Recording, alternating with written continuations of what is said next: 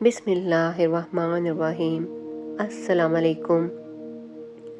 کبھی آپ نے رات کی آخری پہر آنکھ کھولی ہو، سب لوگ سو رہے ہوں، دنیا خاموش ہو، اور آپ نے اپنے رب کے سامنے ہاتھ اٹھا کر دل کی وہ بات کہی ہو جو آپ کسی انسان سے نہیں کہہ سکتے۔ کیا آپ جانتے ہیں کہ رات کے آخری حصے کو دعا کے لیے ایک خاص وقت کیوں بتایا گیا ہے؟ رسول اللہ صلی اللہ علیہ وآلہ وسلم نے فرمایا کہ جب رات کا آخری تہائی حصہ باقی رہ جاتا ہے تو اللہ تعالیٰ آسمان دنیا کی طرف نزول فرماتا ہے اور فرماتا ہے، کون ہے جو مجھ سے دعا کرے کہ میں اس کی دعا قبول کروں؟ کون ہے جو مجھ سے مانگے کہ میں اسے عطا کروں؟ کون ہے جو مجھ سے مغفرت طلب کرے کہ میں اسے بخش دوں؟ یہ حدیث صحیح بخاری اور صحیح مسلم میں مروی ہے، لیکن یہاں ایک بہت اہم بات سمجھنے کی ضرورت ہے۔ تہجد کا مطلب یہ نہیں کہ انسان جو کچھ مانگے وہ لازماً اسی وقت اور اسی شکل میں مل جائے۔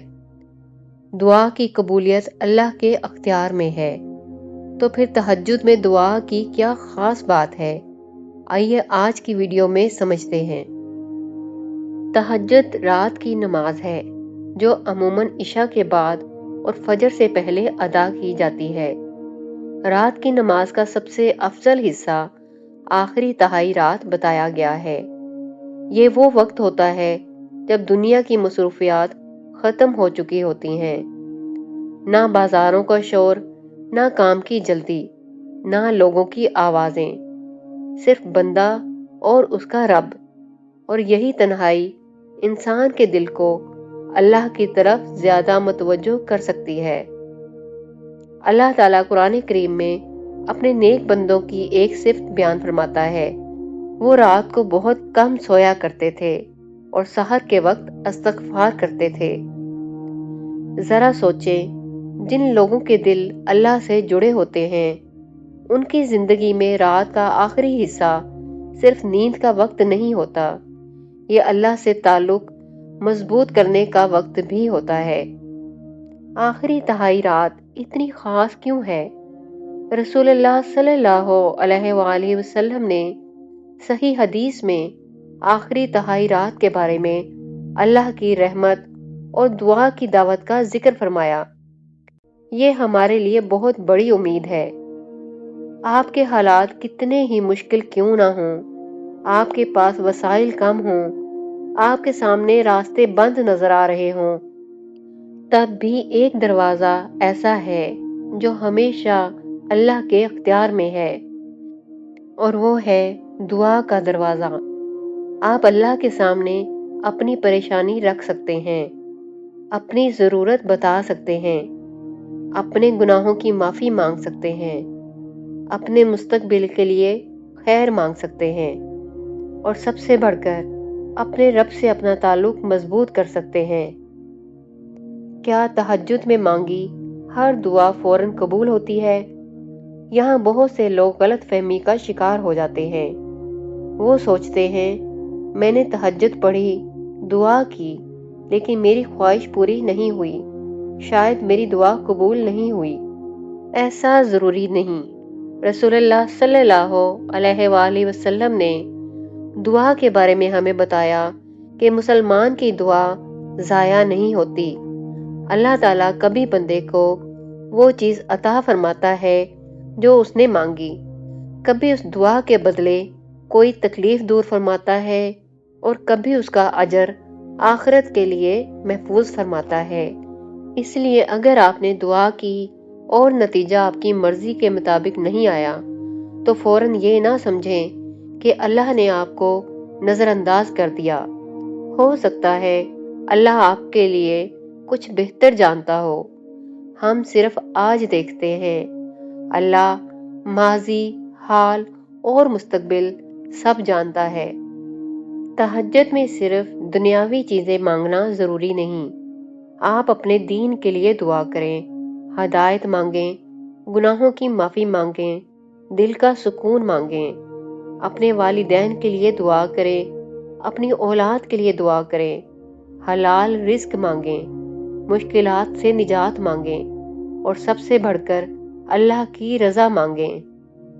اگر آپ کے دل میں کوئی ایسی خواہش ہے جسے آپ کسی انسان کے سامنے بیان نہیں کر سکتے، تو رات کے آخری پہر اپنے رب کے سامنے بیان کر دیں۔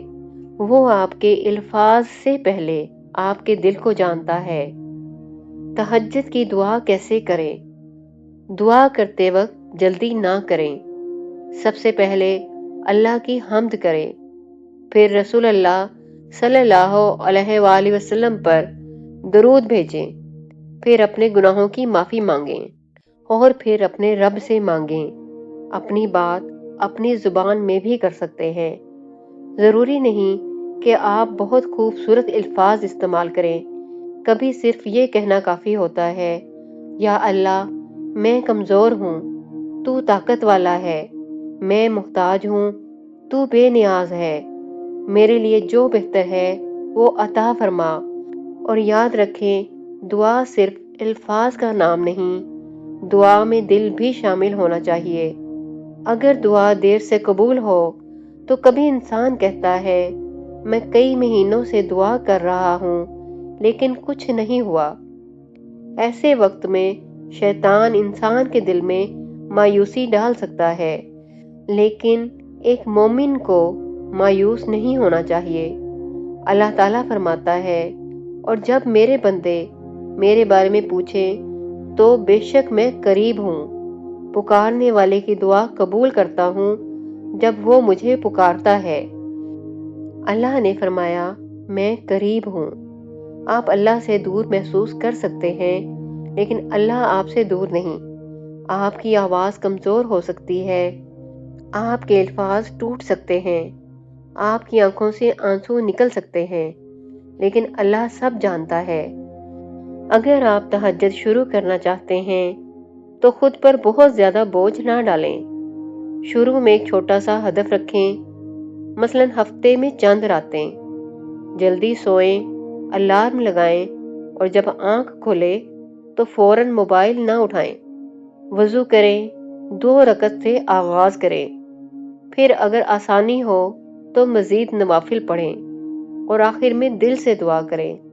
یاد رکھیں، اللہ کے نزدیک عمل کی مقدار سے زیادہ اخلاص بھی اہم ہے۔ چھوٹا عمل لیکن مستقل مزاجی سے کیا گیا عمل انسان کی زندگی بدل سکتا ہے۔ ایک خوبصورت بات یاد رکھیں، شاید آپ آج جس چیز کے لیے روک کر دعا کر رہے ہیں، کل آپ کو معلوم ہو کہ اللہ نے وہ چیز آپ کو اس لیے نہیں دی کیونکہ وہ آپ کے حق میں بہتر نہیں تھی۔ اور شاید آج آپ جس تاخیر کو تکلیف سمجھ رہے ہیں، کل وہی تاخیر آپ کے لیے رحمت بن جائے۔ اس لیے دعا کرتے ہوئے صرف یہ نہ کہیں یا اللہ مجھے وہی دے جو میں مانگ رہا ہوں، بلکہ یہ بھی کہیں یا اللہ اگر یہ میرے حق میں بہتر ہے تو مجھے عطا فرما، اور اگر اس میں میرے لیے نقصان ہے تو اسے مجھ سے دور فرما اور میرے لیے اس سے بہتر فیصلہ فرما۔ یہی اللہ پر بھروسہ ہے۔